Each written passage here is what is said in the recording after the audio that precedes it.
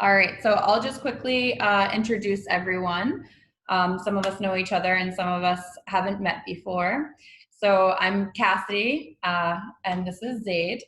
We're the co-founders of Kuwait Center. With us today, we have Andrea Eladwani, who is an educational psychologist and family therapist. And Kay and I used to work with her at Universal American School, where she was the school psychologist. And now she is at Fazia Sultan and specializes in family therapy and play therapy. Did I leave anything out, Andrea? Got it all? It's enough. Thanks. Okay. And we also have Sophia Victor with us, who is the owner of Learning Steps Nursery. And we have Haya El Sabah, who is a teacher at Kuwait Regio Center and also has her master's in educational psychology. And we have Kay with us, Kay Gowan, who is our director of curriculum. And we have Donna El Salehim, Well done. who is a current, she has a current parent of Kuwait Regio Center, and her older daughter also was with us a couple years ago. And we have Aziz El Safar, who is also, his son is in our school, Kuwait Regio Center, so another parent. And we're looking forward to hearing about everything you have to say, Andrea, and asking our questions and talking about how we can support our children, teachers, and parents during this time. Yeah. So I think kind of the first question that might start us off is kind of like, how can the fear around COVID-19 affect toddlers and children? And what do you suggest we kind of do about that to help them with their fears? I'm a big proponent of telling the truth, but we try to tell the truth in an age-appropriate manner. So we don't tell the number of people who got sick today or the number of people who are in the hospital today. But we say there's, a new germ out there that's making some people sick. So we are being responsible and we are helping. We're doing our part by wearing a mask, by washing our hands, by using social distancing, describing what that is. And it means our life looks a little different right now. There are some things we can still do and some things we can't, but we work together and we find new things to do instead. And of course, if your child is a bit older, you can go into further detail. Children are, oh, someone's joining us. This is Fatima. She's joining us now. And I'll just introduce Fatima is the head of our administration. She's the manager at KRC. And also a parent. Hello. Hi. Fatima, Hi. Hi, everyone. Hello, hello. Hi. So Andrea was just talking to us about the fear that children might have around COVID-19 and kind of how we can address it. The next thing that affects children even more, I think, than the facts of COVID are the reactions of the adults in the house. Even when we don't say all of the details, our faces, our body language, our voice tone can change without us even realizing it. And kids pick up on tension. Kids pick up on anxiety. Kids pick up on anger. And if we don't tell them what's going on in an age-appropriate way, these little kids have terrific imaginations and they can start fearing the worst and they can think up little things that are even worse than what reality is. So it's another reason why we tell the truth. But it's another reason why adults really, really have to take self-care seriously. And we have to take care of our own emotional needs away from our kids and then come back so we can connect with them in a calm manner. And the reactions that kids can show us, anger and worry, can look different depending on their personalities, depending on their ages, depending on their language skills. It might look different in the children than it does in the adults. Sometimes you'll have kids who withdraw. I have a 7-year-old. I'm going to tell on her, and in 10 years she can see this video and complain. She went through a time of regression. She suddenly tells me she can't read anymore. She can't do math anymore. Well, of course she can, but that's how her fear is manifesting. And she went through worries, and she went through different things. Sometimes she could articulate and tell me directly what was going on. And other times I just noted behavior changes. You can watch if there's a change in their sleeping pattern, in their eating pattern, if they no longer are interested in things that were fun before. That's a big red flag to watch for. Fortunately, she eventually moved through the worry phase to get to the anger phase. She's angry at COVID. She wants to get rid of it. It has robbed her of her summer vacation and her playtime with her friends. And she wants to know when we're going to get rid of this and why hasn't somebody come up with a better plan by now? Which is fine. I love anger. It's so easy to work with for me because anger has energy behind it and we can point it in a new direction. So if your kid is going through worry or quiet withdrawal or anger, it's okay, no problem. We can work with all of those. So with the anger phase, you were saying that it's easy to kind of like work through. What's like, could you give us an example of maybe like a way that your daughter was taking or any child might take out their anger, and kind of how do we direct that anger or work with that anger in a more positive way? Well, at the age of 7, she was able to put words on her anger. And I'm angry at COVID, and we got out some bubble wrap and she stomped on the bubble wrap. She wanted to stomp out the bubbles like she would stomp out the virus. So that was fun. But then we said, okay, we've got that done. Now what's our next step? What can we do next? And so we got the movement going, and we went from that movement to another movement that's healthy. Okay, now let's dance. Okay. Yeah, that's so redirecting kind of like into a fun or more constructive way, like, and getting out their energy. I know a lot of us have younger children, and as a nursery, we deal with younger children under the age of 5. So movement is always a great way for them to kind of express themselves. What would you say? I know Aziz was saying that he's dealing with a lot of clinginess, more clinginess with his son. I know he's maybe been more shy around other people. How would you approach that situation? This is a terrific time and a terrific moment to mention the 3 R's. I don't know if you guys are all familiar with the 3 R's. Regulate, relate, and then reason. So with regulate, we are regulating the physical sense first. If their heart rate is rapid, if their breathing is shallow and rapid, if they're clenching their hands, clenching their jaws, if there's something physical going on, or if they're so mad their little faces are turning red, we have to work with that first. Deep breath, kids yoga, stretching, hugs, rocking, rhythmic movement is really, really soothing, and it really helps the brainstem regulate very quickly. Then the next step is relate. That's the relationship part. You want to be eye to eye with them. You want a calm, pleasant face. You want a calm voice, kind of a higher pitch. If you talk down here, that's more of a threatening sound than if you talk up here. And I love you. I start as many sentences as possible with I love you.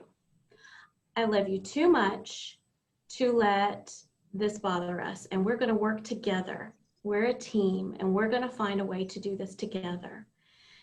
So building that relationship, reminding of that relationship. Then you can go into reason, the 3rd step, and you can talk about, no, if we open the window, the virus is not going to fly into the window on the 3rd floor, on the 10th floor.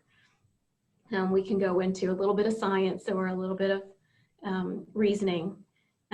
Or, you know, if daddy walks out the door, I'm going to be back. Do you want to see the time? When the sun goes down, when the sun comes up, whatever time related thing they would relate to. I'm going to be back before dinner. I'll be back before bedtime. And it's a little bit like any other form of object permanence where you just prove to them, yep, I'm going to leave, and yep, I'm going to come back. Too often adults try to start with the reasoning and the time and the logistics. We can't start there when they're really dysregulated. Yeah. Yeah, I think And that, Andrea, okay, you can go. okay, sorry. I just had a follow-up question, kind of something that I did, and I'm assuming other parents might have fallen into this trap, so I'll put myself out there. You know, back when this all started, I used the phrase a lot, you know, right now we have to stay home, right now Magic Planet's closed, right now the school is closed, what Corona will be over, and then we'll get to do all those things again. Kind of none of us, I think, realized that this was going to take as long as it is. And now I regret that, because now my children, I've always been very honest with them. And like you said, Mama's going to come back at this time. Corona is going to be over. And now Corona is not over, and there's really no end in sight. And so do you have any suggestions of a way to kind of change that language so that it's not like we're just waiting for Corona to be over? So yeah, that's a way to rephrase that. There we go. Yes, with my adults and my parents and with my children, I try not to wait until something happens before we can be happy. Like, what can we do to be okay right now? And again, honesty. Yeah, I don't know what day we can go out again. I don't know what day this is going to open, but today I know we can do this. I know today we can make Play-Doh. I know today we can do bubbles. I know today we can be silly. I love silliness. I love laughter. It's a terrific stress relief for children and adults. It helps everybody regulate together. So yeah, I'd redirect on what we can do in the moment right now.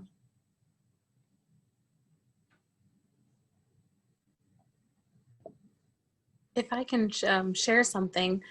So when all of this started, I actually think I did maybe the opposite of what parents did, maybe a lot of parents, and I didn't really do it on purpose. I actually just didn't talk about Corona. So I have a 4-year-old and a 2-year-old, and I really didn't talk about it because since I was home from work for probably a good solid 4 months, I was able to do more things with my kids, and I was with them all the time. So they really were so busy enjoying that we never obviously went out because of Corona. We have a neighborhood, so we would walk outside. The weather was nice.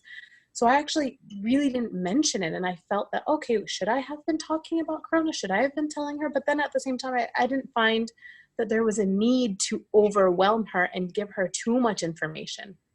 So that's kind of the strategy I took. Whether it was the right one or not, I guess I'm not sure. And that was one of the questions that we had, was kind of, I know a lot of people had, was how much do you tell them and how much do you keep from them? Or for example, I know like one person was saying, like, the children notice the masks that people are wearing now, and they do notice that they kind of stopped going to school maybe without an end to school, even the younger children. So how could you kind of address that without giving them too much information or scaring them and saying, like, well, there's a virus, so we have to wear a mask, but like, how would we do it in an age appropriate way? And I know, since you work with play therapy, like role playing or using dolls, or what would you suggest, Andrea? Well, if you've been inside the house and you've been having lots of fun and they haven't noticed, okay. But at some point in time, we will be going out of the house and they probably will see masks. You can absolutely role play inside the house with the masks.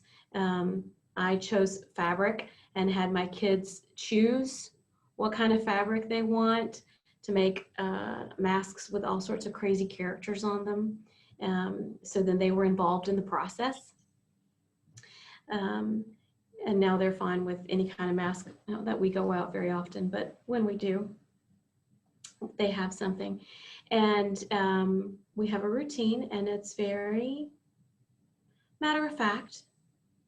I don't really change my voice or my face very much. We brush our teeth, we wash our hands, we put on our mask. What's next? And we can say it's a nice thing that we're doing now, because some people get sick very easily. So we're being very polite and we're being very helpful so that other people don't pick up our germs if they get sick easily.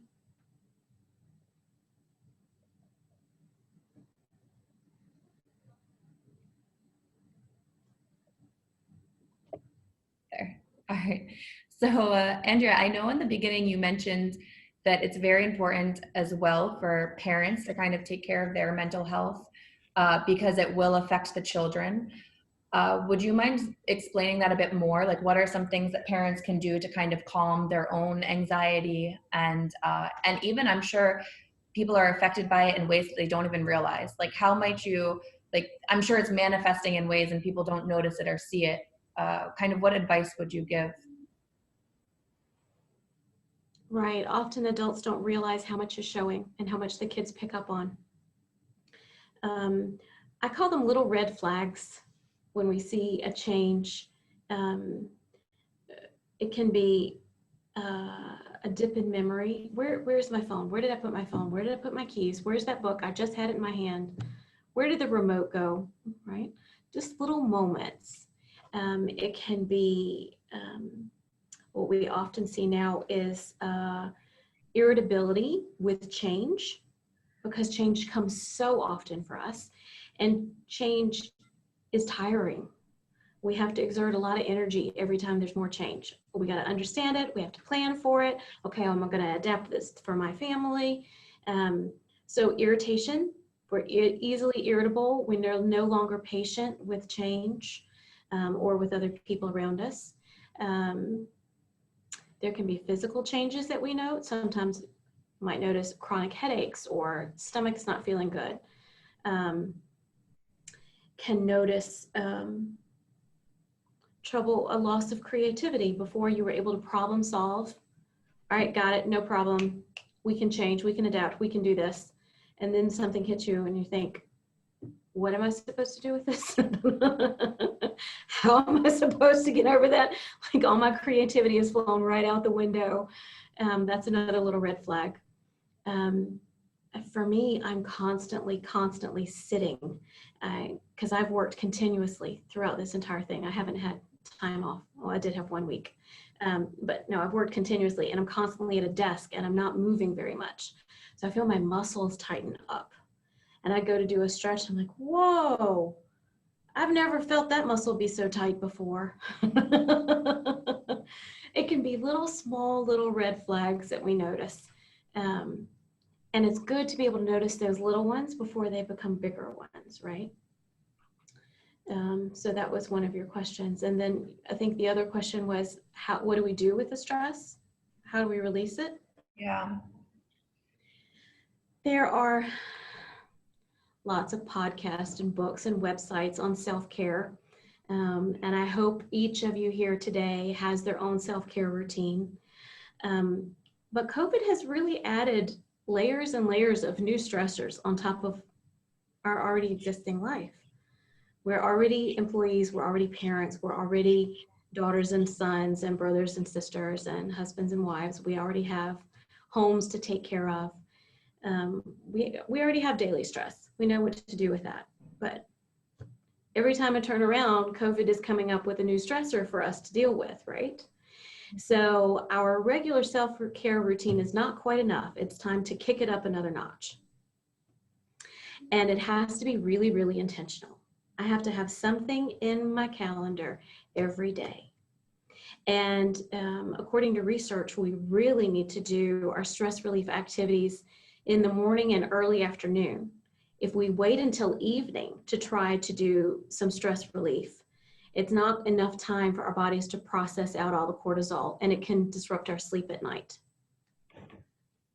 So take your self-care routine, crank it up a couple of notches, and set aside time. And it really has to be protected. I don't know about you guys, but my time flies and my day is gone. And I'm like, I meant to. It totally gets away from me. I really have to be very intentional about setting aside that time. There are some medically proven, really good, really effective methods of stress relief. We hear a lot about deep breathing. There's lots of apps and lots of methods for deep breathing. But surprisingly, I always thought it was the inhale that was so great for us, right? We're taking in oxygen. That's good for us. I thought the inhale was the important part. There's research now that actually shows the exhale is the most important part. So sometimes we can take a slow, deep breath and then people let it out fast. Got to nice and slow and for as long as you can. Get out all the carbon dioxide you can. So if you're already doing deep breathing, make sure you're paying attention to both sides of the breath, not just the first part. As I mentioned earlier, rhythm is helpful. Every little neuron in our body gives off a little spark when it goes to work. And different parts of our brain can be sparking and talking at different times. We really want everything in sync and working together in one rhythm.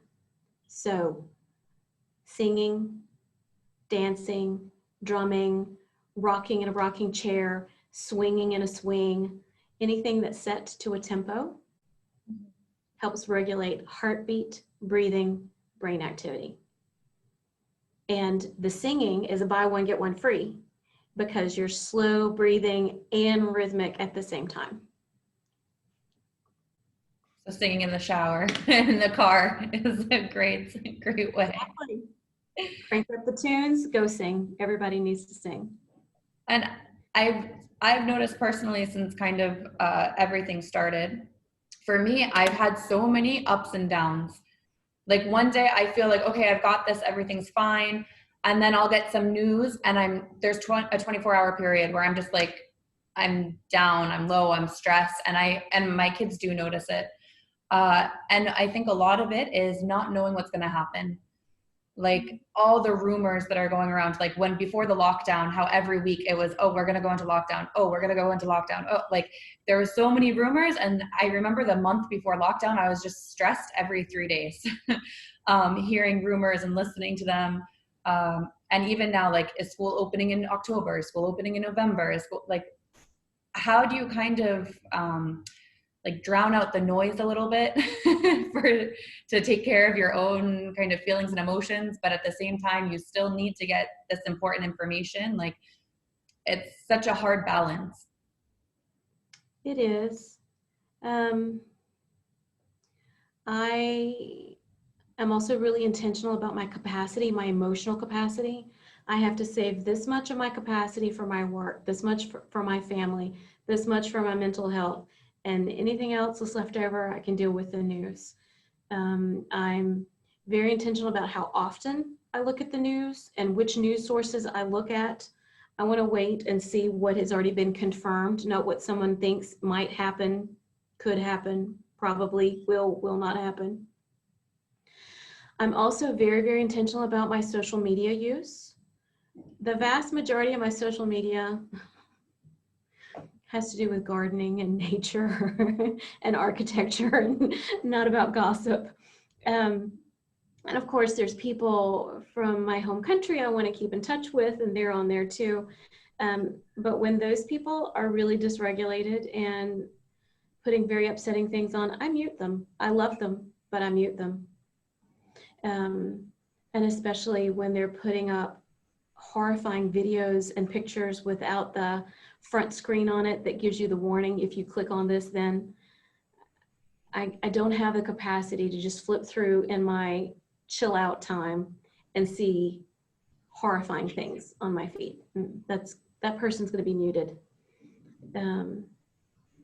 But even with the best of care, we're still human beings and we're still going to be taxed. I was thrown for a loop for days after the Lebanon explosion. It just really impacted me. Some of the videos coming out of Black Lives Matter around the world are really, really impact me. We're human beings and we're empathetic and we care, and that's good because it means we have the capacity to care and nurture our children. But we have to guard our capacity and keep it for the ones that are most close to us. And I try not to get my hopes up for every little rumor that comes along. I change my expectations. So if I expect that we're going to be in the house for the next 12 months for COVID, then I'm going to be pleasantly surprised when I get to leave in 6. If I expect that my child's school is going to change the rules and the schedule every single morning for the next 3 months, and they go a whole week without changing anything, then I'm pleasantly surprised. I try not to get my hopes up and pin all of my joy and all of my future on a rumor. And Andrea, is there any, I just, as you were talking, I kept thinking about teachers right now, and how hard it must be for them as well. Like when you said low expectations in terms of actually having a schedule, is there anything, I mean, you've touched on all things that would help everybody, but is there any key advice you'd have for teachers in particular right now? I'm not sure who needs self-care more, the teachers or the parents. It's really, really important for both. I really, really, really want teachers to seriously focus on their self-care, because their administration and their government can change the rules as often as the wind blows. We think this is going to happen. We're going to plan for this. Oops, it didn't happen. Okay, we're going to plan for this to happen. Oops, that didn't happen. They're constantly having to change, and they're human beings. Teachers are humans, and they're going to be faced with their own stressors. And some of the kids coming into the virtual classrooms are not going to have regulated homes. Some of the kids coming into the classrooms are not going to have parents who know to regulate and relate before they reason. Some of the kids have parents who expect perfect grades, perfect answers the first time. Why are you slow? Why are you crying? Why did you stop reading? Get on this. Move now, right? So teachers have to do a lot of coaching for the children and the parents. Always do, but I think even more so this year. So that's extra taxing on the teachers. So I really, really, really ask every teacher to double or triple their self-care routine. Because when we get super stressed for a long time, our immune system gets weaker, and then they're going to be more at risk for the virus or anything else that comes along. And I don't want to lose any teachers to say, we can't handle this anymore, we're leaving, right? So it's a really tough year for students, parents, and teachers. And kind of speaking about virtual learning and kind of teachers needing to help both parents and students, because we know like parents, their job is not teaching. Like teachers, they go through a lot of schooling to learn how to teach. And so it's kind of like turned everything upside down. What are kind of the, I guess, the mental health effects on children as they're also trying to navigate this? Like I'm assuming it must be very difficult for them to be in a new situation where they're now at home learning and mom and dad are the teachers and they see their teachers and their friends through the screen. How does this affect children? One wonderful thing about children is they can have a tremendous capacity for resilience, the ability to adapt and grow and change with all sorts of challenges if we support them well and if we meet their needs. They can be resilient. They can meet these challenges. Anxious children cannot learn. It doesn't work for adults or children. When we're flooded with anxiety, we cannot take in new information. We can't comprehend it. We can't work with it. We can't process it or problem solve it. So parents are going to be frustrated with trying to learn some new technology, right? And why is the Wi-Fi not working today? Not going to be able to problem solve that and work through it as well if they're anxious. And kids are not going to pick up as much information. I know lots of people are worried about virtual schooling. I think there's lots of room for growth and learning in the virtual world. It's not what we're used to, but there are some positives there, and there can be some gains made this year with the virtual world. But only if we keep the kids in a calm, nurturing, chilled out atmosphere. If we don't get the Wi-Fi working today, it's all right, we'll get it working tomorrow. Right? And what's your suggestion? I know a lot of parents have fears around kind of like lack of social engagement with their children. And I know even for like our parents, they have young children that usually right now would be learning kind of social cues, social emotional regulation, how to talk to their peers, or even learn feeling words like how to work side by side, parallel play. Like they're going through all of these steps. However, some of them are only children, or they have big gaps in their ages. What's your take kind of on the social emotional learning and socialization of children during this time? The opportunities vary by age, of course. It's a great time for parents to kick off their shoes, sit in the floor, and play side by side with their child. As adults, we get busy and we forget to play, but play is important for adults and children. So if we want them to learn how to take turns on a game, we sit in the floor with them.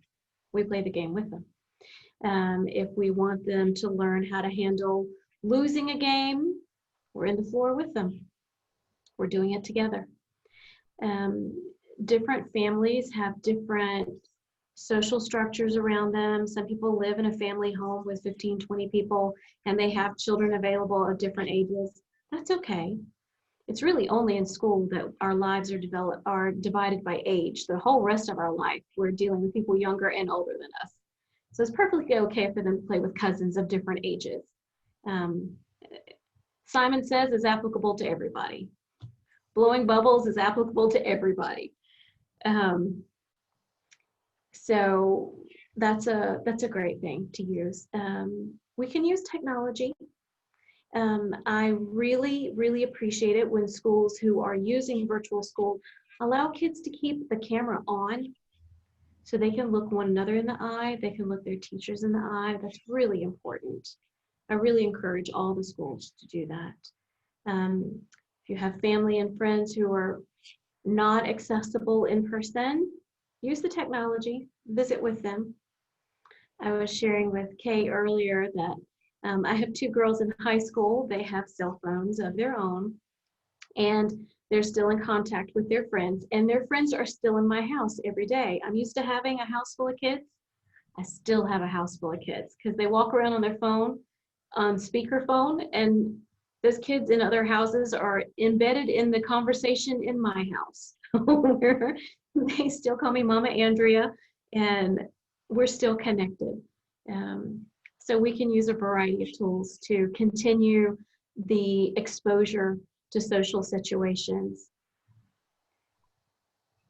I had a follow-up to that as well, just because I know since we're all pretty specific for nurseries, at least the parents here, and of course Sophia, and you know, I know Learning Steps is the same as Kuwait Reggio, where we really discourage screen time.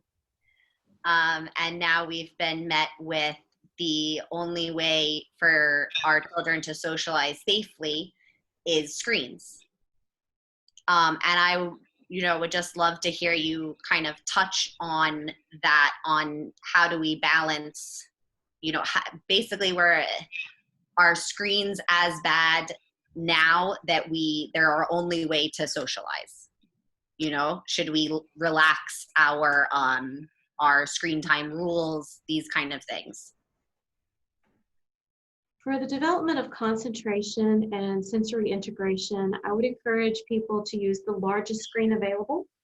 So if you have a smart TV and you can look on a big screen, that's better than looking on a tiny little phone.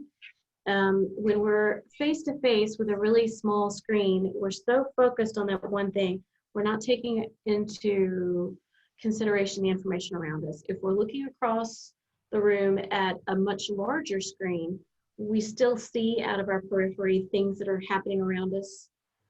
We still take in sounds around us, movement around us. So for concentration, a bigger screen that's further away from your face is better.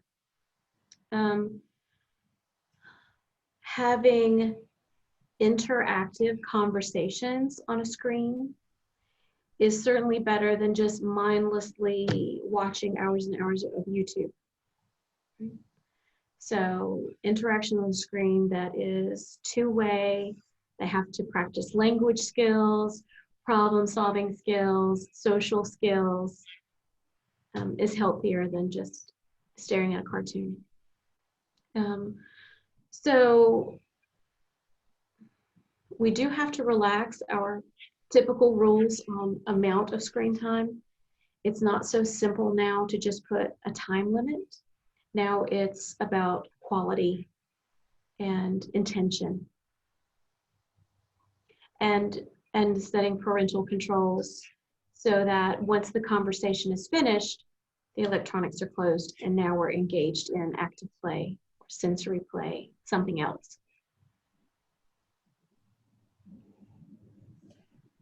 And for parents, a lot of our parents are going back to work, and I know they have a lot of questions about should they enroll their two-year-old or three-year-old in some sort of online learning while they're at work if they don't have family members that can take care of their children or interact with them. Do you have like a preference basically for that age group? They don't necessarily have to be in school, but usually they would have been in a nursery and now they're at home with a babysitter all day. What's the benefits versus the kind of, I guess, negatives of having them do screen time at that age as two-year-olds? Different families have different skill levels in their housekeepers. Some are really child-centered and some are willing to put aside their work and engage in active play to sit on the floor. And other housekeepers think they should finish their chores first and then go play with the child. So this might have to adapt by the family and the situation they're in at the moment.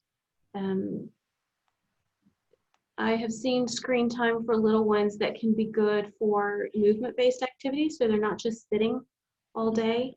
The silly website Go Noodle has some fun movements, right? And I've seen some dance classes and Zumba and yoga that are going virtual. So if within your own home, your two-year-old does not have movement built into their day, that would be one possibility to use a virtual. If you can't teach your nanny to do yoga. Yeah. And since we've kind of covered a lot about virtual learning, I know that eventually the end goal is to open schools.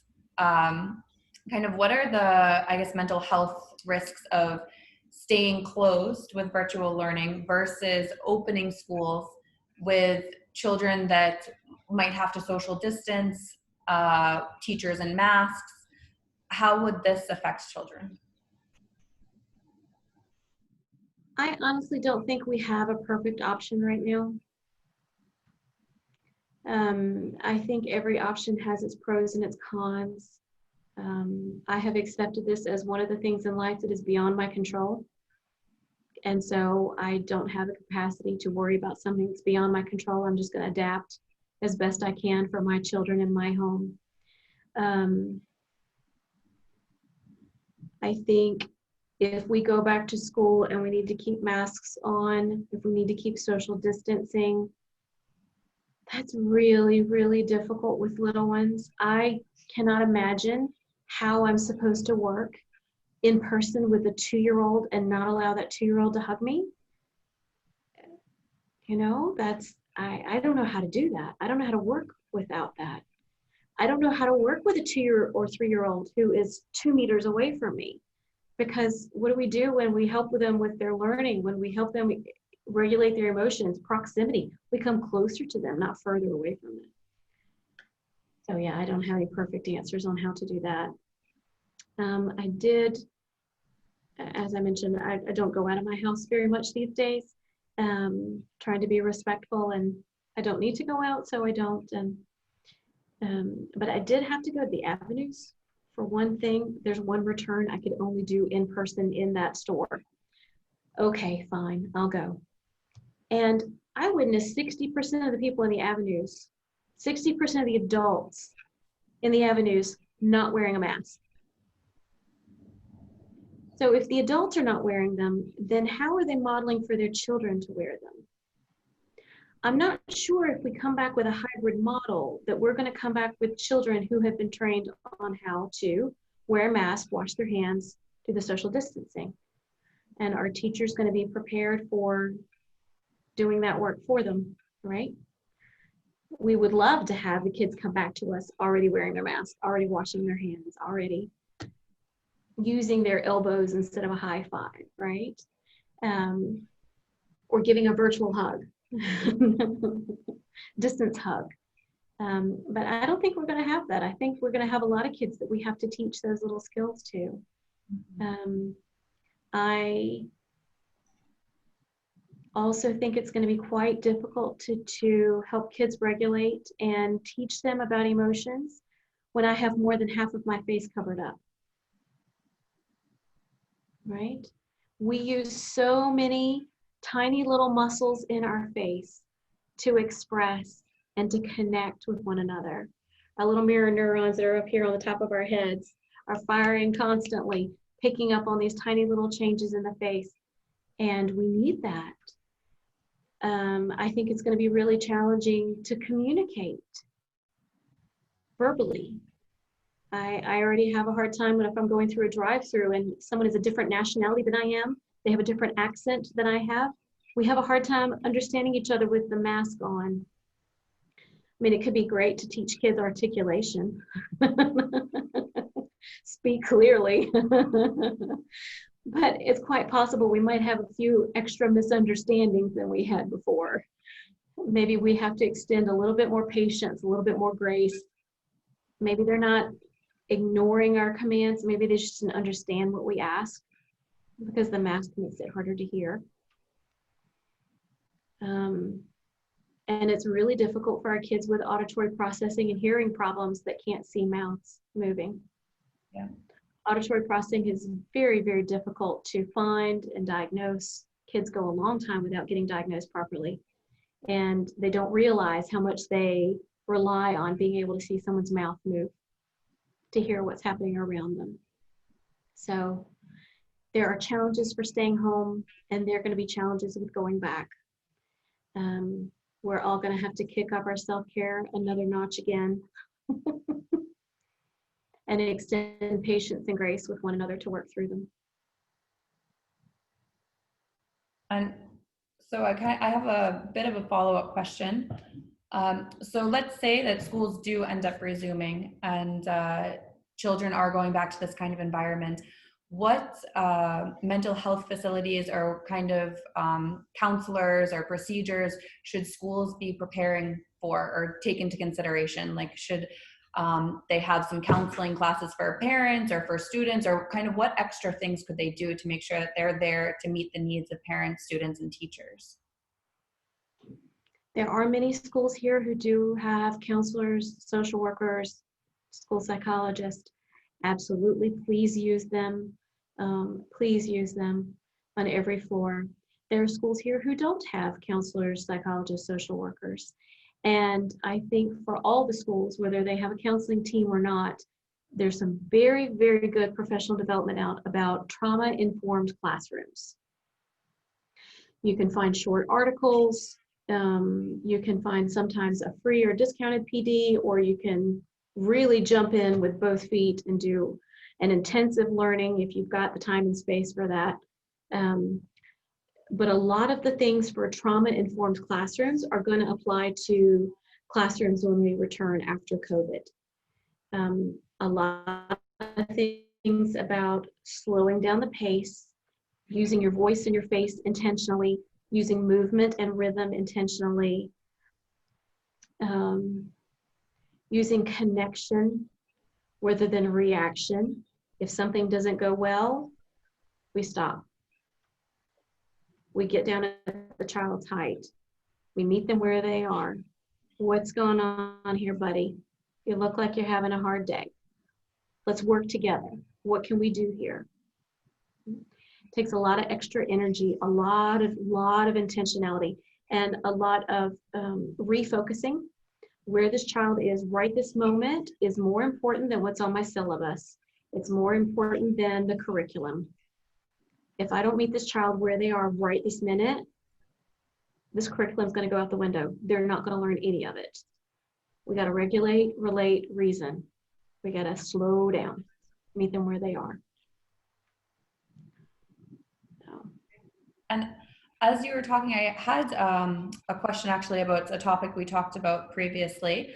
You mentioned how you liked that teachers will sometimes leave the camera open for students to see each other on Zoom for like a little bit of extra time.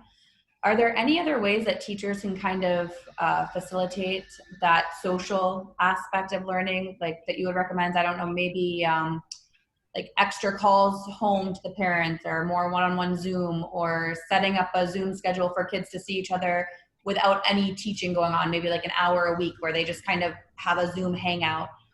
I'm trying to like brainstorm ideas. I don't know if any of the parents or fellow people in our discussion have ideas, but I'm just trying to think of how we could help our students. We did have in the nursery, from April, we did have an hour where the older students were able to have a Zoom time with one supervisor who didn't interfere, just made sure that the conversation went to the right direction and there was no name calling and misbehavior, but it was very beneficial because those children are really bonded. Now that things are a little bit relaxed, now they have play dates, like 3-4 children gather daily somewhere just to carry on the social development and the interactions. Nice. That's great. I think, Sophia, you mentioned how they have play dates now.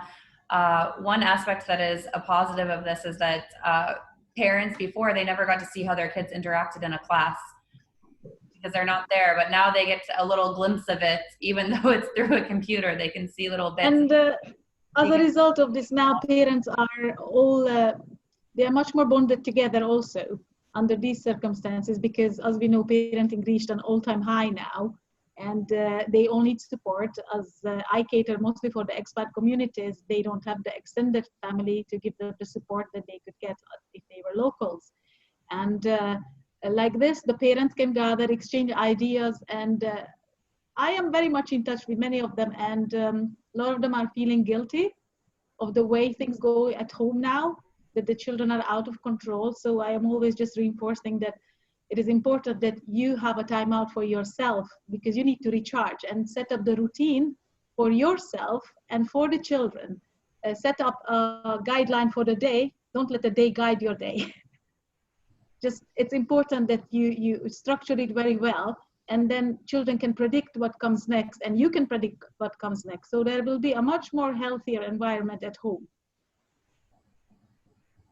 So children brought parents together in this COVID, I think, and now that there are play dates, parents have a little bit of a relief that they can complain to each other and encourage each other also, because as I said, there's a lot of parents feeling guilty of not doing what we would have done with their children in the nursery.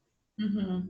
Either, whether it's a nurturement socially or educationally, it is a confusion of what is expected for them to join a new academic year with new staff, and how will their children respond to strange faces again. And some of them already mentioned that their children don't want to go on the Zoom classes in the new schools because they don't know who is this person. and tantrums and meltdowns come one after the other. I just said, just sit far away from the camera now, and you guide your child, and let him be sideways present in that class. They don't have to see him, because it's a big, children also created their own boundaries, what they allow, who they allow into their lives. And when the camera from the teacher goes into their lives at home and sees everything, I think they also feel a little bit low self-esteem about it. Yeah, I think a good thing that our school did was my daughter was in the same school last year as she is now. They carried forward the same class. So instead of mixing them up, the same class was kept together. So I think that for me, that really helped because I knew all the moms already. My daughter, when she got on the first Zoom class, she knew most of the children. Obviously, it was more difficult for the new kids, but I thought that was really helpful and a smart strategy that the school took. Yeah, that's a great idea.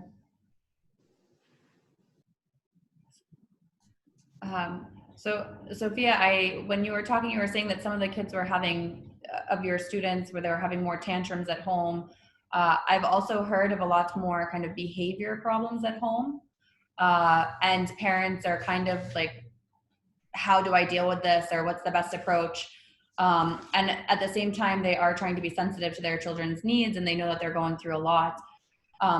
So I was wondering, with the regulate, relate, reason, Andrea, would that be that's a good approach to take in this situation, or is there some more advice that you would give for new behavior problems that are arising? There are lots of different reasons for tantrums, different types of tantrums. But if you already can see that your child is melting down and having a really difficult day, of course you want to intervene as soon as you can. Don't wait for objects to be flying across the room. And again, you use proximity. You go right up to them, eye level, calm. I like to use time in when I see them really coming unglued instead of time out. Come sit in my lap. Let me hold you. You're putting pressure around them, which is also soothing, with a big hug, like rocking with them. Movement and rhythm is soothing. I'm using my voice to soothe. Short sentences, 2-3 words. I'm not giving them a dissertation when they're really not doing well. And let's talk through this. Having a bad day here. If they're able to put words on it, great. If they're not, continue with the nonverbal relation. That doesn't mean that we give up on all of our house rules, right? We're still eating fruits and vegetables. We're still not going to have candy for breakfast, lunch, and dinner just because you have a tantrum. So I start with, you know what? Sorry, I love you too much to let you eat unhealthy foods that are going to hurt your body. But when you finish that up, we can go do this. So yalla, come on. Let's finish that up and then redirect to something positive we're going to go do. So calm, loving, nurturing, but we still have some boundaries. I think a lot of children, because they were locked up and they live in small apartments, the physical development, the physical activities really were restricted, and mental health and physical activities, you know, they are very much in line with each other. If they don't do enough physical activity, mentally they will suffer. And especially I am worried always about little boys who are very hormonal, and the testosterone trebles at age 2.5, 3, and evens out at age 6. And if that testosterone has not been used up to build those muscles, then the child becomes very fidgety and hyper, and they don't even know what's going on and why their body is moving. The body is moving probably instinctively to use up the testosterone. And if it's not used up, there is a lot of cries. And we all know we feel good after a good cry. And I think it's important to allow children to cry it out and release those built up stress hormones.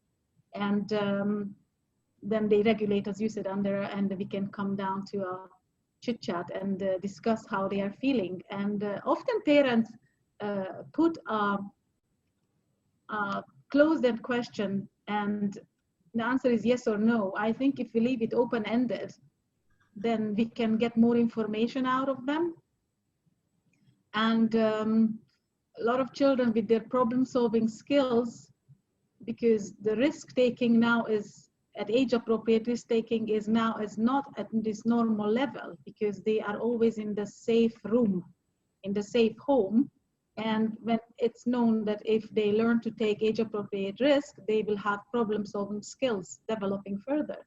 And if they have that, then they could regulate easily and they can find other ways to deal with certain issues. You're absolutely right. They still need challenges. They still need opportunities to use those skills. And we absolutely should allow them to feel the full range of emotions. If you need to be mad, if you need to be sad, let's go for it. It's allowed. We're not going to throw our shoes while we're mad, but we can be mad. So I have a question about home environment. I know that the home environment is something very important, and having like a safe space and a calm and nurturing space for children is extremely important for their development, especially socially and emotionally. But what interactions between parents and children can help children with poor social emotional skills when living in a stressful home environment? Play, play, play, and play. Yeah. Every play you can find. They learn through play. Yeah. But the phone goes in a drawer in another room. I don't hear it go off. I don't hear any alert. I've turned off the alerts for a lot of my apps on my phone. Phone goes in a drawer. I'm in the floor. We're playing. Yeah. Adam's actually been kind of forcing us to do that recently. He's got a lot of little toys and puppets, and he just brings them over to us, and he's like, I need to talk to someone that's not you right now.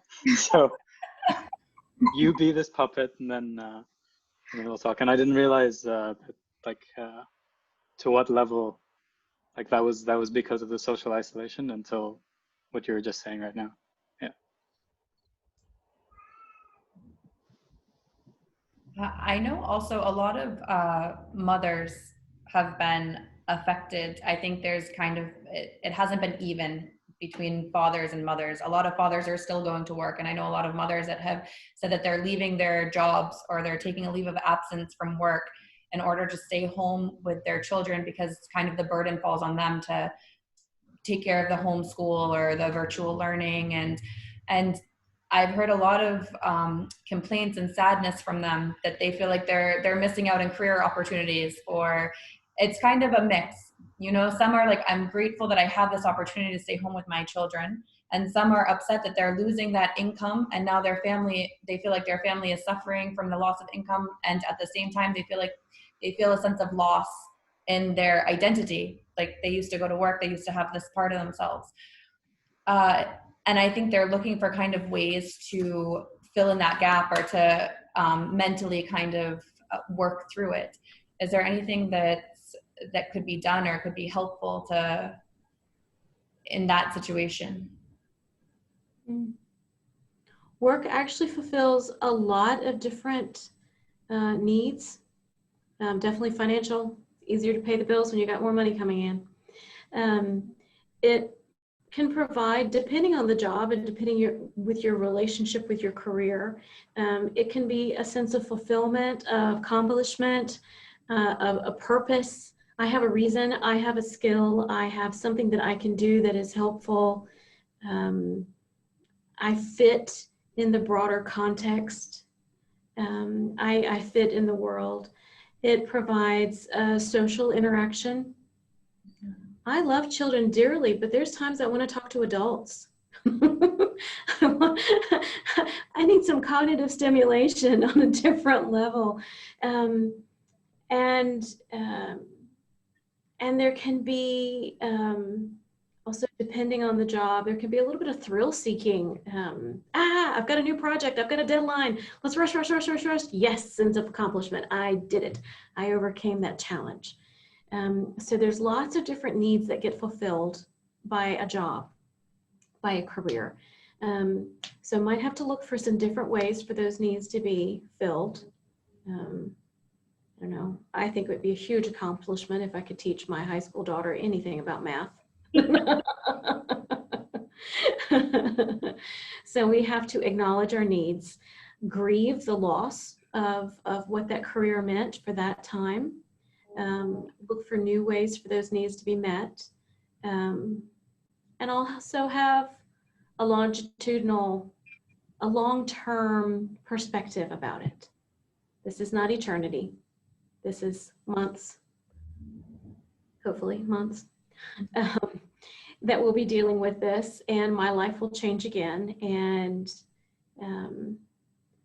my kids are going to grow up, and I will look back on this time and remember the extra time we had together. One day our kids are going to grow up and leave the house.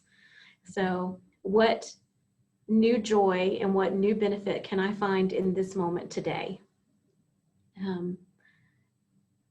Yeah. Acknowledge the grief, acknowledge the loss, but then look for the good too. Thank you.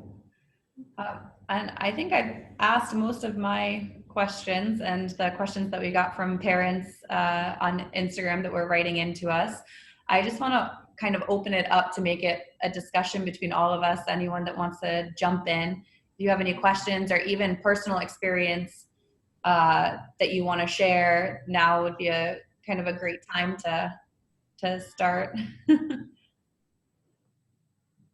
I just wanted to kind of connect something that Andrea, you've said, Sophia said, and Aziz said, which is the acting out of emotions.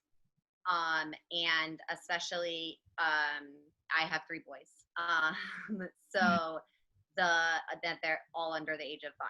So I know that because they're all together all day long, their play has gotten sometimes more aggressive than I would like it to be. But at the same time, I don't want to force them into a type of play because maybe they need that type of aggressive play, with their action figures and their cars and like even Andrea, when you said the children stomping on bubble wrap, a lot of times I feel bad if my kids are acting like that, stomping or throwing things, even if they're not throwing them at people, just like that kind of wild play. And I guess I like to hear from everyone if, you guys have been seeing this at home with your kids or with the parents that you've been dealing with, Sophia, and kind of what limits do you set on it? And when do you let them play and be angry and have battles, I don't know how's Adam doing with that? Because Adam and Kat are in the same class. I'd actually be interested to hear a perspective on this because Adam's play has gotten a lot more aggressive recently as well. He's throwing a lot of stuff around. And we're kind of in 2 minds about this as well. We're trying to figure out if should we let him just break a toy just to see what happens, or should we get him to take care of his stuff? Because we don't know where to sit on this argument, to be honest. But yeah, definitely I've seen a spike in in aggression when it comes to his play. Yeah. I've seen in Yagub as well. He was he had a problem with biting in the fall. It went away completely and he's been great. And in the last week, he bit his sister twice and he started throwing things. He just turned 3 last week as well. So he's been throwing things more.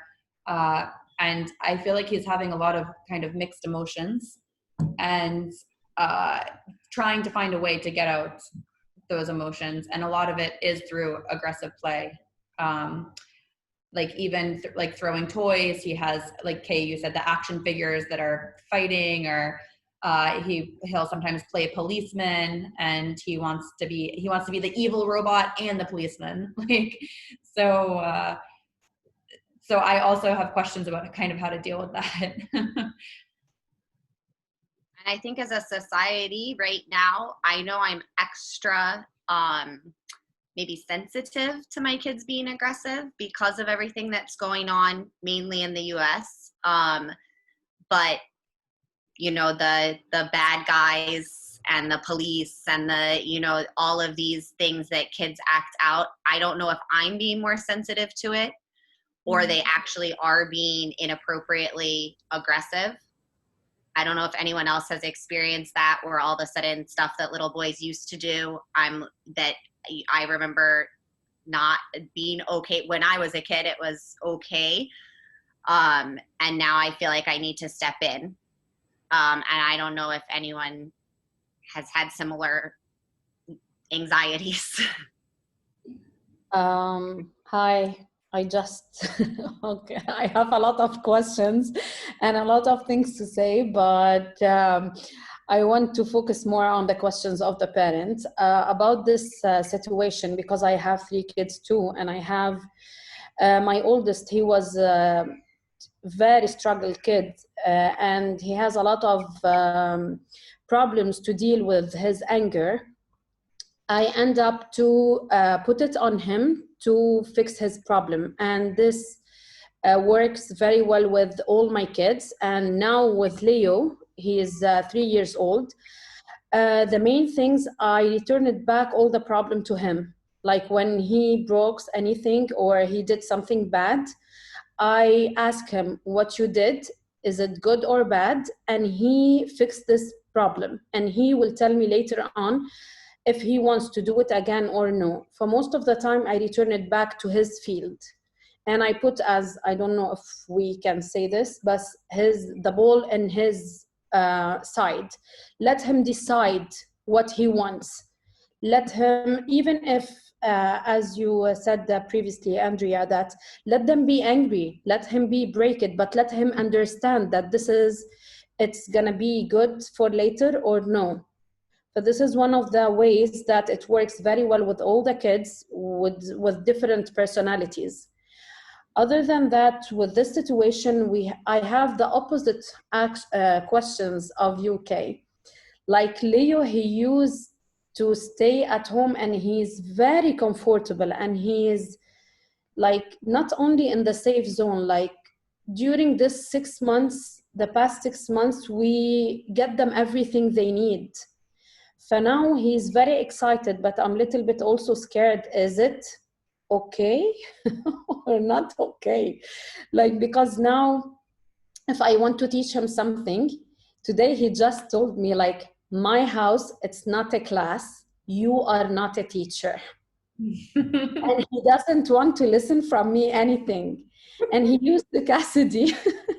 This is another option, you know, like the questions is, are you very comfortable at home? Like, I want him to do something to face this. Like, he doesn't, you know, I don't know, smallah, but he doesn't have any problems at home. Is this safe? Is this okay? Is this normal that he's not being like exposed to the other people, to the other friend, to the other problems? Like, knows his safe area, all of it, inside, outside. This is what I'm scared, honestly. And I want him to be exposed. I'm glad he's in a safe space. I'd like to follow up on the aggression and then come back to Ms. Fatma, if that's okay. Is that all right? Yeah. Thank you. So with aggression, I intentionally include aggressive toys in the playroom for play therapy, so they can express anything. I've got huge dinosaurs, I've got 3-headed dragons, I have plastic swords, plastic guns. The rule is, in the playroom, you cannot hurt a person and you cannot break a toy, because these are toys that we share with all the kids who come and visit me. If they need to break something and tear something, I have supplies available for that. We've got clay, we've got paper, we can make a sword out of cardboard, we can have bubble wrap that we stomp on. So if you're feeling a little destructive, we can tear up some newspaper. We can do that. But absolutely, I do let them express anger. We all need to let it out, right? We can't just hold it in all the time. I've got my close friends that I can call and I've had a terrible day. I cannot believe this happened, right? They love me. They don't judge me. They let me be angry.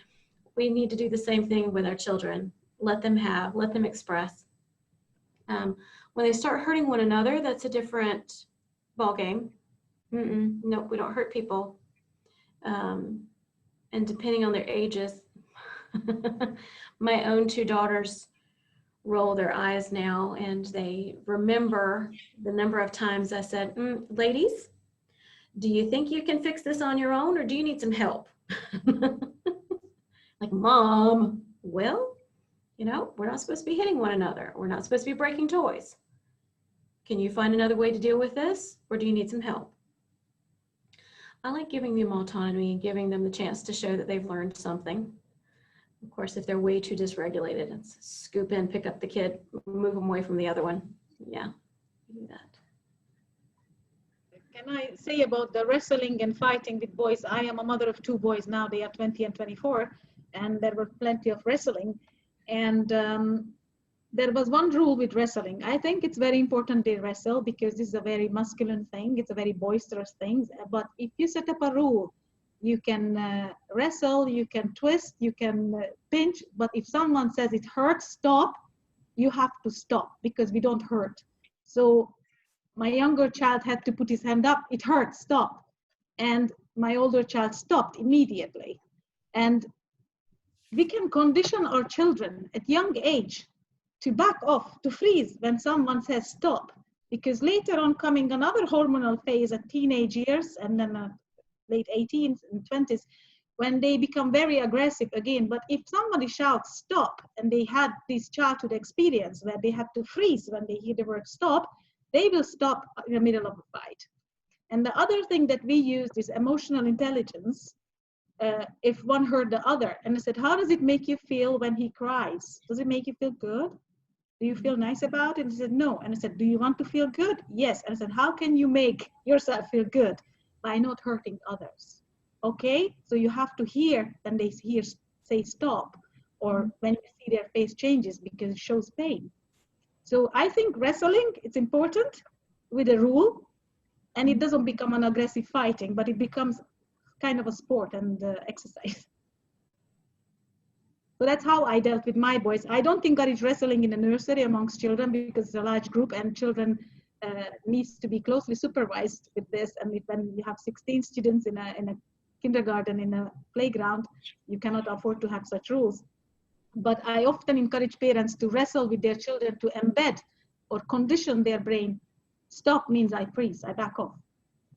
And often when adults fight and someone shouts stop, you will know who stops, who was taught in early childhood that stop means back off. And I feel that's what you're worried about with Leo, is that he's not getting that kind of wrestling play. Is that what you were saying that you're worried about for him? Yeah, like he's not fighting with Reem, and Reem, like she's very calm. He's very away from, like there is a big gap between him and Noah, and he doesn't play with Noah the fight game. And as you know, he's very in a safe area where he doesn't have anything. Like the maximum he shout, that's it. He scream. And now also he's taking the role of a mother, kind of, with his 3 little PG mask. But always he said, like, my baby is, like, I want to take care of them. Like he's for this kinds of, even with, he has obsession with Spider-Man, but he take good, alhamdulillah, he take the good sides from Spider-Man, that to save the world, not to fight. And always he said that I don't want to be the bad guy. Like he knows I don't want to be the bad guy. So I'm fine, of course, I'm happy with that, but I'm a little bit afraid from, no, I think like he needs to be outside, to be exposed more on like a normal. Like physical, like outside, more physical play, let out his energy. Yeah. in More, more social, yes, more The friends, risk more taking that different kind Sophia was mentioning, like risk taking, like Sophia was saying, is important. And I get the sense that you're saying that you're worried that he's super comfortable staying at home and not socializing with other people. And he's comfortable like this. And he doesn't feel like he's losing anything. Yeah, he's like comfortable. Like, I don't want him to reach to a level when we want to return back. Yani, okay, the school that he went to, of course, Regio, he feel it. He told me, I want to go home. He feels that the school, it's home even. Like all of us, we work in the school. But I'm afraid for this phase, it's gonna affect him for later. Like all of us, we prepare our kids to be outside. Not only, they will not be with us all the time, 24/7. They will not be in the comfort zone. They will face the شو بنقول مجتمع شو بنقول society. This is why I want him to be. How could I do this now with the situation? I know we're gonna wait months, maybe a year max, but time passed now. I actually have to share that I just thought of only now after Fatma said this, which is I returned back to work really early because my work I could do, it's retail, I could deliver and stuff like that. So we stayed months where I delivered. And only a couple of weeks ago did people start coming back because we opened and the mall that we're in opened. And the first few people who came into the shop, which we've been doing for 8 years, I've been there. I felt almost like they came into my home like it was violating. Like I felt very uncomfortable with people coming into my own shop where I need them to buy, and this is part of my livelihood. I felt weird, like why are they in here? This is my space. And then I slowly realized that, okay, no, I have to greet this person, I have to help this person, and they have to get what they need from the shop and leave. And then I started to think, no, and my shop is a place where people play. So I'm like, they're gonna sit here and play, you know, it felt very, even as an adult, not as a very young child who adapts faster. As an adult, only for 6 months, I had this big of a change where I was not comfortable in my job of 8 years anymore. And I even felt like, do I want to go back? Do I want to stop everything? You know, everybody will face this, I imagine, and it's just a part of life. And for so many of the questions that we asked and talked about, it feels like we have to be honest with the kids, with ourselves. We have to, we have to accept and adapt. And this is just a part of it, and a lot of it is instinct, because every single one of us solved our problems by instinctually feeling like, I think my 3 boys should be playing more aggressively. I feel instinctively that's the case. I think that Yaqub should be growing. He's more of a boy now, so he does typical boy things, or whatever it is typical to them. And we can see that instinctively Leo is not Noah, his older brother. He's not Noah. He has his personality, and it's gonna be different. And everybody is different, and we know that. Like, you're not gonna be like your siblings, and it's not bad, you know, that they are different. But that's just the feeling that I got after you said that. And it just made me feel like, oh, like a child, I had to adapt to my own situation. I think I know one of the things, sorry that I keep talking about my own family, but one of the things that I realized that is scary to me, and I think Fatima, this also probably is some of what maybe is happening with Leo as well, is that my kids were always in a community where there was lots of personalities around them. And so they modeled their teachers' behaviors, they modeled their friends' behaviors, they modeled other adults' behaviors. And now they're modeling just my husband and I. And when it's shrunken to just two people, it's kind of a mirror into your worst qualities. And so that, I think, is going to be tough for everyone, because you just don't have that balance anymore. But also best qualities, I mean, all the qualities. Of course. But of course, the ones that make me anxious are the ones that are not the negative ones, but the ones that you don't like in yourself and then you see in your child, you get worried about. I always liked that his teachers could balance out some of my traits, and I don't know if anyone else has realized that kind of. I just wanted to go back to what Fatma was saying, because I have Adam and Leo are, I think, exactly the same age. So I have some similar concerns about specifically the transition from the situation we're in right now to potentially he's going to go straight into big school. Like if this situation doesn't improve very quickly. And like one of the main reasons that he was in the Reggio was because of that normalization step, getting him used to and comfortable to school. And I know that the last level in the Reggio essentially gets them, it's like a springboard into big school. But then as we were talking, I realized that it's like a mirror image to this. I went into big school immediately after the Gulf War. So it was preschool, Gulf War, big school. And we were stuck outside of, so it's not as traumatic as the people who were in here, but we were stuck outside of Kuwait, isolated away from family. So it was a very similar situation, and it was a difficult transition. There was a lot of separation anxiety before even starting school. I'm seeing some similar patterns in Adam to the ones that I went through when I was roughly his age, a little bit older. But it kind of gives me hope, because like I think I'm relatively well adjusted. So maybe there's like some emotional difficulties, some regulation issues that are going to happen in the transition, but I think like we'll hopefully get through it pretty easily. I just don't know what to look out for, essentially, like what red flags to look out for before that happens. Ms. Fatma, if you'd like some good news, if a child can stay at home and entertain himself, this sounds like a kid who's going to do a pretty good job with impulse control, right?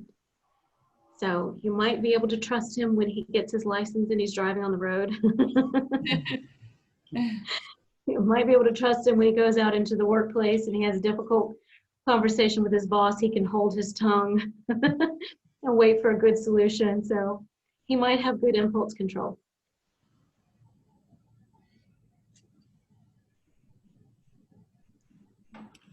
Something that I've heard a lot about, that Aziz just spoke about, was for me, I'm relatively new into anything that involves education, and my wife brought me into that world, and she's been doing it for a few years and all that stuff, but we both don't remember the invasion. I was 7, she was probably 5. I was Kuwaiti, she's not. Yeah. But we've heard from so many educators that we respect and are sort of our peers, but ahead of us in experience, about what happened during the invasion in terms of educating kids, and that this looks very similar to that. They keep repeating this, like this looks like the generation that was impacted by the invasion, which is my generation, your generation. I was 6, 7. So it is, I mean, we have to come up with better systems, and we're all maintaining it. We're talking about what we can take over. It's not a war. We're not exiles or whatever it may be, but we have to know that there's some effects that do happen when you have kids' education interrupted at this age. also. You know. But I agree with you, we're well adjusted somewhat. And there are a lot of people that have faced not exile, but being trapped out of, I mean, a lot of people that called Kuwait their home for decades got trapped out of Kuwait. And a lot of people that, you know, Andrew was saying that are used to visiting their home countries in the summers had to stay in Kuwait. So I think that there are some similarities even there where the people feel kind of displaced in a way. Of course, it's not as drastic, but it's still, you know, a feeling of being trapped and not having options of where you can go. And I know even the kids pick up on that. Andrea, you said your daughters, it was upsetting to them.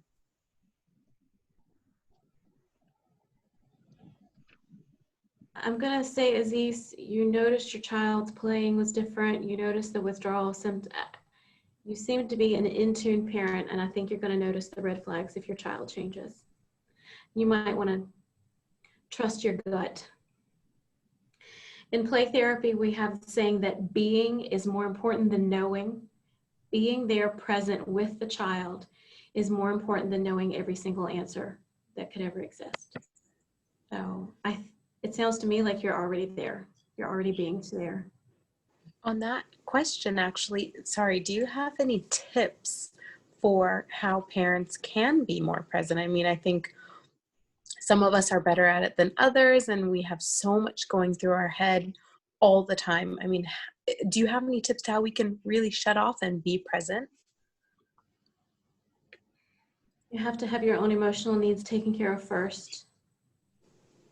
If I'm filled up with worry and stress and problems and I'm filled up to here, I only have that much capacity left to be with my child.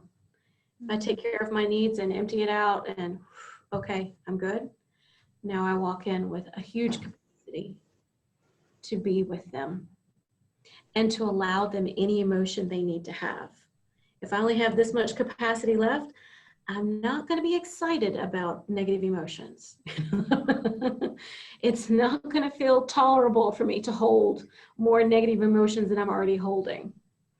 That's when I hear parents and teachers sometimes wanting the child to meet the adult's emotional needs when the adult is just up to here and really can't take much more. Why can't this kid just behave and do what I said and make me feel good? Our kids are not here to make us feel good. We are here to take care of them. Yeah. So acknowledge that you're a human being, that you're going to be frustrated, that you're going to be stressed, that there's moments you're going to be wanting to pull out your hair or throw your own shoes. Take care of yourself. Yeah, acknowledging every little success in your daily plan, even having breakfast, brushing the teeth, just keep the positive. And when you acknowledge every positive things, children most likely to repeat that because they got a positive feedback. And try to give less attention to the negative. And if you stay in control without losing yourself, then why did you do that again? You know, then perhaps if you're in control, then you can go down to their level and discuss how it's a maybe more better way, or how you can do another way that is safe. But I think keeping the days positive by acknowledging everything, it will keep you in the positive mood. I think you can set the ground for that. Just noticing, oh, it's a nice, beautiful, clear day. When you wake up, oh, just fixing their bed together, you were a great help, even though they can't do it yet.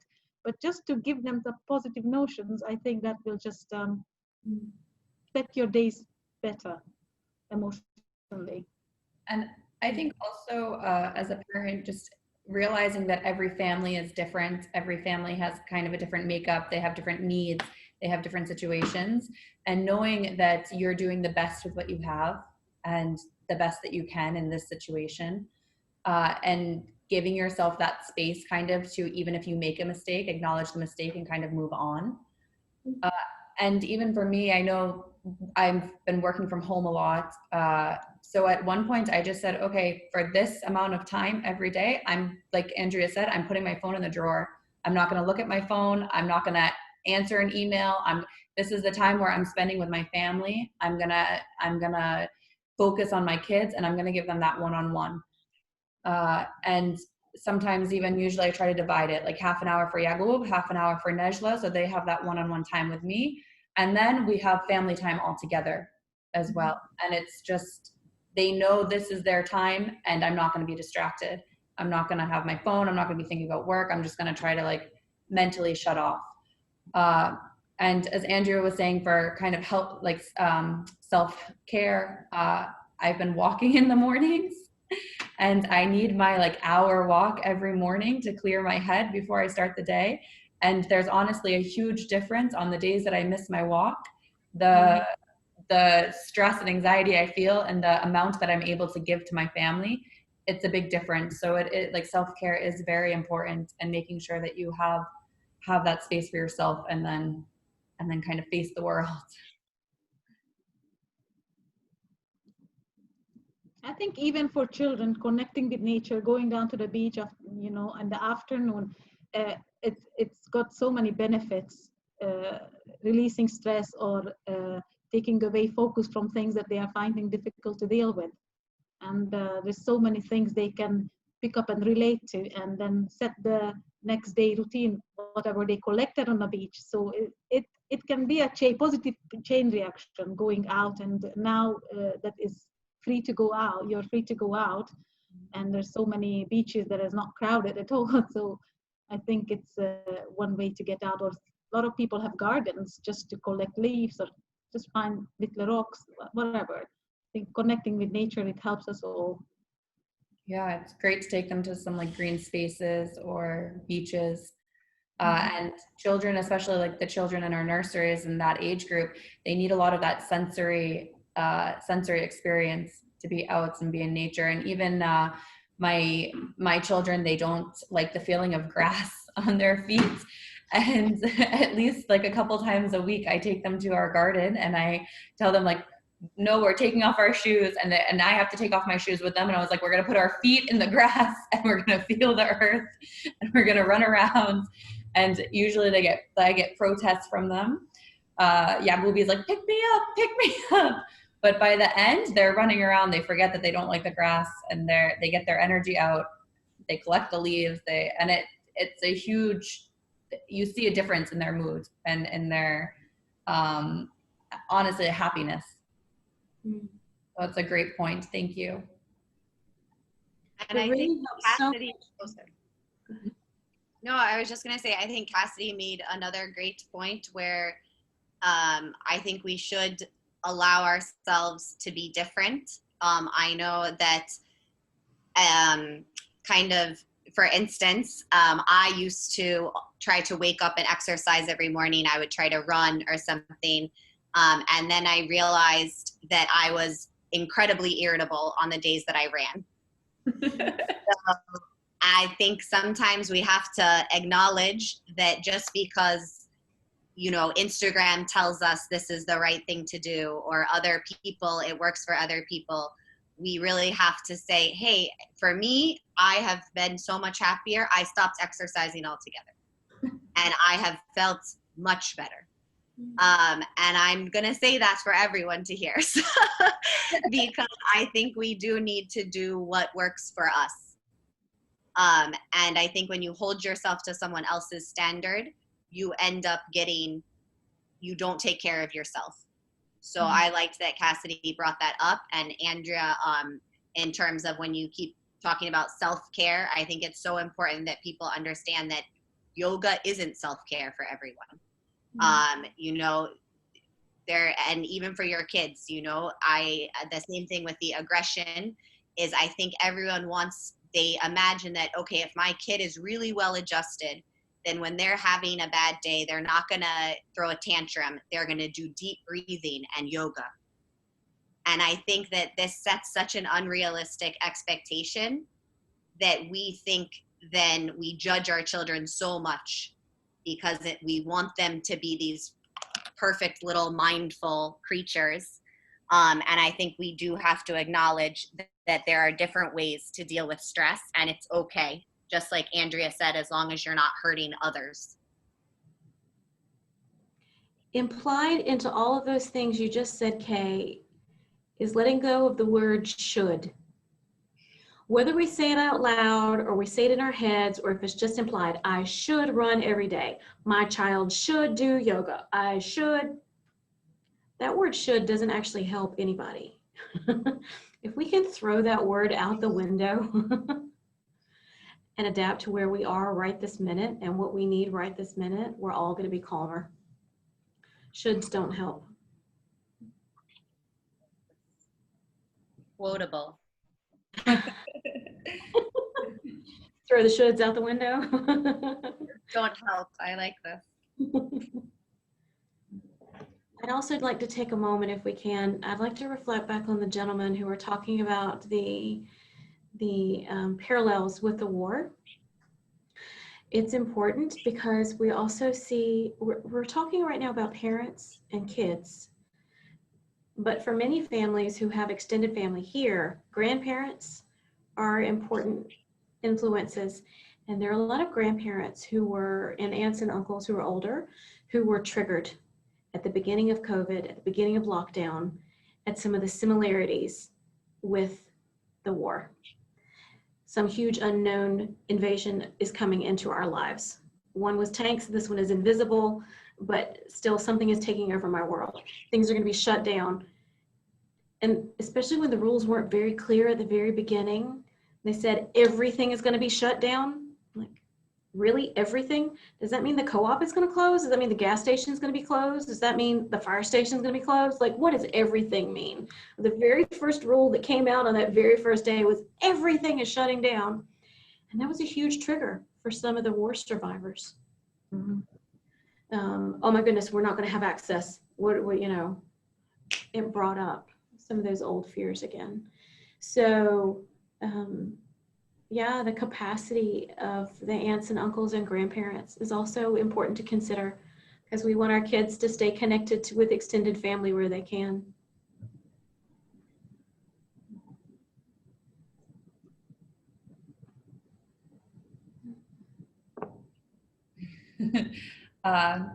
Anyone else that has any comments or questions?